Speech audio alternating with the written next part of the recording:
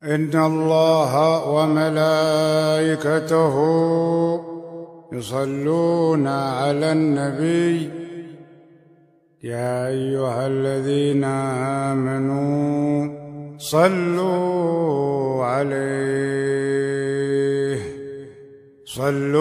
عليه وسلموا تسليما.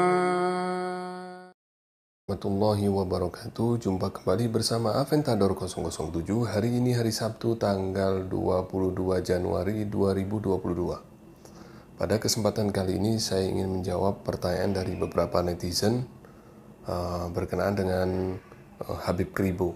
Apakah dia seorang Habib? Apakah dia seorang Dzurriyyah Nabi atau keturunan Nabi Muhammad di sini ya? Saya ingin menjawab pertanyaan itu. Namun sebelumnya saya ingin menjelaskan dulu apa itu Habib. Habib kalau secara bahasa berasal dari kata habba yuhibbu, yang berarti orang yang dicintai atau kekasih. Dan secara istilah, Habib adalah gelar mulia yang disematkan oleh umat kepada mereka keturunan Rasulullah Shallallahu Alaihi Wasallam, baik itu dari jalur Hasan, yaitu yang biasa dipanggil Syarif, maupun dari jalur Al Husain, yang biasa dipanggil Sayyid. Jadi gelar ini disematkan atau diberikan oleh umat kepada mereka-mereka keturunan Rasulullah, baik dari jalur Al-Hasan maupun jalur Al-Husain. Oke. Dulu sebelum gelar Al-Habib ini ada, mereka keturunan Rasulullah dipanggil Sayyid atau Syarif, dan bagi mereka di antara Sayyid atau Syarif ini yang memiliki kedudukan khusus, misalnya beliau seorang yang faqih, yang alim, yang wara', yang zuhud, yang semuanya, yang amalnya tinggi, yang akhlaknya luhur dan lain sebagainya, mereka digelari imam, seperti Imam Husain, Imam Hasan, Imam Ali Zainal Abidin, Imam Muhammad Al-Baqir, Imam Ja'far As-Sadiq, Imam Musa Al-Kazim, Imam Ali Al-Uraidi, Imam Ahmad Al-Muhajir, dan seterusnya. Kemudian setelahnya mereka ada juga yang dipanggil Syekh, karena mereka memiliki ilmu yang tinggi. Mereka digelari Syekh atau guru mulia, Syekh. Seperti misalnya Syekh Al-Faqih Muqaddam, Syekh Abdurrahman As-Saqqaf, Syekh Abu Bakar As-Sakran, Syekh banyak dari mereka yang dipanggil Syekh. Kemudian kapan gelar Habib itu mulai ada? Itu orang yang pertama digelari Habib adalah Habib Omar bin Abdurrahman Al-Attas, yang penulis kitab Rotib Al-Attas. Beliau seorang yang alim, yang faqih, yang zuhud, yang akhlaknya mulia, yang tinggi sekali kedudukannya, sehingga umat mencintai beliau dan menggelarinya Al-Habib. Dan kemudian para keturunan Rasulullah yang memiliki kriteria tersebut setelahnya, orang-orang setelahnya dari zuriat Rasulullah yang memiliki kriteria tersebut, akhirnya oleh masyarakat dipanggil juga dengan gelar Habib. Begitu. Kemudian tentu berjalan terus turun-temurun. Dan para Habib ini jumlahnya tidak banyak, meskipun jumlah dzurriyyah Rasulullah itu ribuan, tetapi jumlah yang masuk kriteria Habib ini nggak banyak, sedikit. Yang masyhur sedikit, yang mastur juga mungkin banyak yang mastur. Yang mastur itu yang tidak tampak atau tidak menunjukkan dirinya bahwa dia seorang Habib. bahwa dia seorang berkedudukan tinggi, atau masyarakat tidak mengenali beliau seperti itu. Tetapi sebenarnya beliau adalah seorang Habib yang mastur. Nah, tapi yang masyhur, yang dikenal orang, misalnya Habib Ali Al-Habsyi, Sahibul Maulid, penulis kitab Maulid Simtud Duror, Al-Habib Abu Bakar bin Muhammad Asqaf, yang makamnya ada di Gresik. Ada juga Habib Abu Bakar bin Abdullah Al-Idrus Al-Adni. Ada juga Habib Ali Kuitang, Habib Soleh Tanggul, Habib Ja'far bin Syekh Asqaf, Habib, kalau di mana lagi, di Solo ada Habib Alwi bin Ali bin Muhammad Al-Habsyi, dan putranya juga Habib Anis Al-Habsyi. Beliau para Habib. Ada juga di Kuitang, ya, tadi Habib Ali Kuitang sudah saya sebut ya. Di Luar Batang, Habib Luar Batang. Nah, pada masa-masa mereka ini tidak banyak Habib. Meskipun di Indonesia telah dihuni oleh ribuan Habib, ribuan keturunan Rasulullah, tapi yang pantas atau yang layak bergelar Habib itu hanya sedikit, tidak banyak. Mungkin di satu kota cuma ada, di Surabaya mungkin ada 2, ada 3. Mungkin di Kota Malang ada 1, di Solo ada 1, di Tanggul sana ada Habib Soleh Tanggul 1. Mungkin di kota lain juga, di Jakarta mungkin ada 1, 2, 3 atau beberapa. Tapi tidak sampai seperti saat ini, sampai ribuan. Nah, seperti itu. Jadi dulu itu selain yang bergelar Habib, apabila dia seorang keturunan Rasulullah, seorang dzurriyyah, dia dipanggil Y, dipanggil Sidi, mungkin kalau di daerah lain saya nggak tahu apa sebutannya ya, tapi yang kita kenal panggilannya Sayyid atau Y atau Syarif, gitu saja. Nah, yang bergelar Habib ini yang orang-orang tertentu.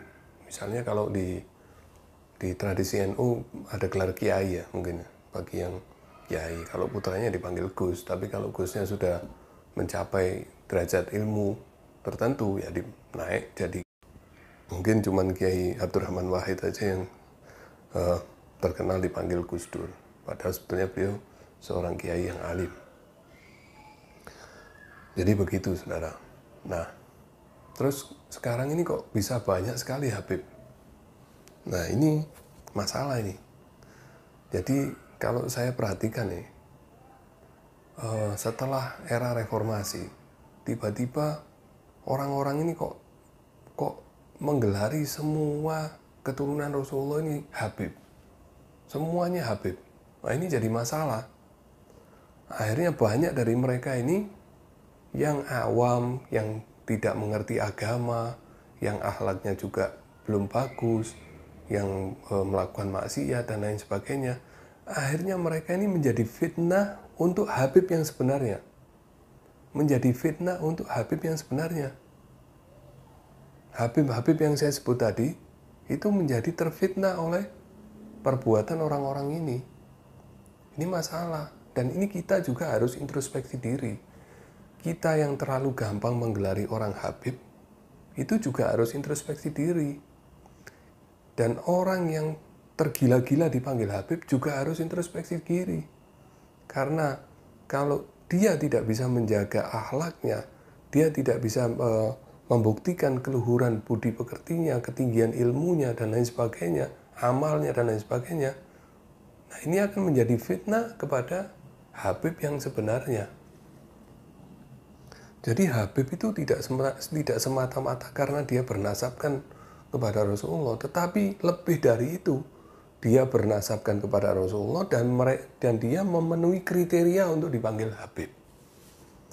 Jadi kalau sekarang ada Habib bermaksiat, itu bukan Habib. Keliru kalau Anda panggil Habib. Habib tidak ada yang melakukan maksiat. Habib tidak ada yang melakukan maksiat. Habib tidak ada yang menyakiti orang. Habib tidak ada yang membuat kerusakan, keonaran, dan lain sebagainya. Tidak ada Habib yang melakukan itu. Tidak ada. Lalu siapa yang? Itu yang orang-orang yang kita salah kaprah menyebutnya Habib. keliru. Wong bukan Habib kok dipanggil Habib. Kalau dia kampungan, kita salahin Habibmu, bukan kita yang kampungan. Orang kampungan kok dipanggil Habib. Sama seperti orang misalnya pergi ke pasar beli seragam militer. Terus ada pangkatnya bintang 4. Terus dia pakai jalan-jalan di jalan. Apa pantas kita panggil dia Habib, panggil dia jenderal? Kan bodoh kalau kita panggil dia jenderal. Terus kalau dia marah-marah kalau nggak dipanggil jenderal, apa dia bukan orang gila? Seperti itu, saudara. Jadi harus jelas. Jangan kita ini terlalu gampang menggelari orang Habib. Habib itu gelar yang sangat mulia untuk orang-orang yang memiliki kedudukan-kedudukan mulia. Bukan hanya lantaran nasab. Begitu. Lah terus ada lagi yang menanyakan, wah Habib itu sudah dijamin masuk surga. Oh salah dah, nggak seperti itu. Nggak seperti itu. Wong Imam Ali Zainal Abidin itu seorang imam yang sangat terkenal, ibadahnya sangat terkenal, sampai dikatakan di pipinya itu seperti ada bekas karena menangis bermunajat kepada Allah. Dia kalau sujud itu lama sekali, sampai orang bertanya, ya Imam, bukankah tempat Anda ini sudah dijamin oleh Allah di surga? Anda seorang sayyid, seorang keturunan Rasulullah. Kenapa Anda harus ibadah sampai seperti ini, padahal tempat Anda sudah dijamin di surga? Imam Ali Zainal Abidin, beliau lalu mengatakan, Inna Allaha khalaqal jannata liman ata'ah walau kana abdan habasyian. Sesungguhnya Allah menciptakan surga kepada siapa saja yang taat kepada Allah, meskipun dia seorang budak, meskipun dia seorang budak hitam. Wa khalaqan nara liman asahu walau kana sayyidan Quraisyan. Dan menciptakan neraka kepada siapa saja yang bermaksiat kepadanya, meskipun dia seorang sayyid Quraisy. Itu Imam Ali Zainal Abidin yang mengatakan, nggak main-main. Jadi saya kira mungkin informasi yang saya berikan ini bisa sedikit membuka pengetahuan teman-teman semua tentang Habib ini. Oke. Lalu bagaimana dengan Zain As-Segaf? Apakah dia benar seorang yang bernasabkan kepada Rasulullah? Apakah dia benar keturunan Rasulullah? Iya, dia seorang bermarga As-Segaf yang dia keturunan Rasulullah. Dia berasal dari kota Solo. Dan dia dari keluarga yang sangat dikenal di Solo. Jadi mengenai dia bermarga As-Segaf, dia keturunan Rasulullah, tidak ada keraguan tentang itu. Tidak ada keraguan. Jangan karena Anda atau karena kita tidak suka dengan perkataannya lalu kita mengatakan dia bukan keturunan Rasulullah. Jangan. Dia memang dari keturunan Rasulullah.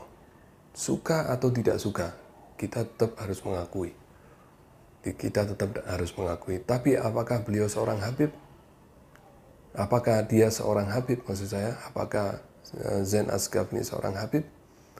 Seperti yang saya sebutkan tadi, kriteria Habib itu bagaimana?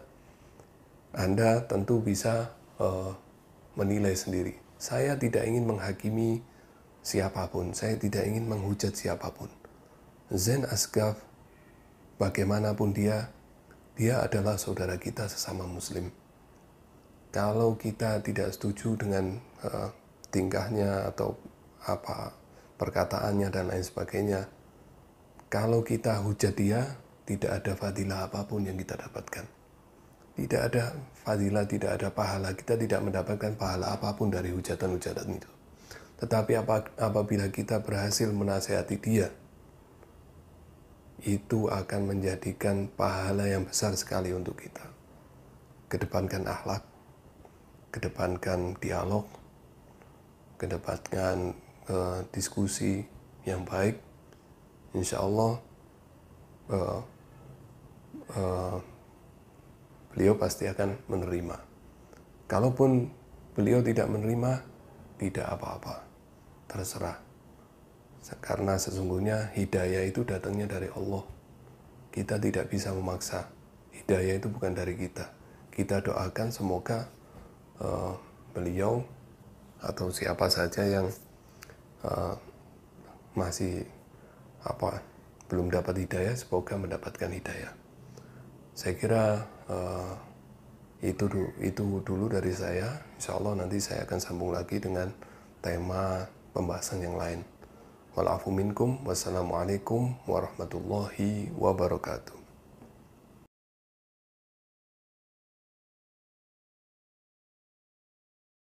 وملائكته يصلون على النبي يا أيها الذين آمنوا صلوا عليه وسلموا تسليما.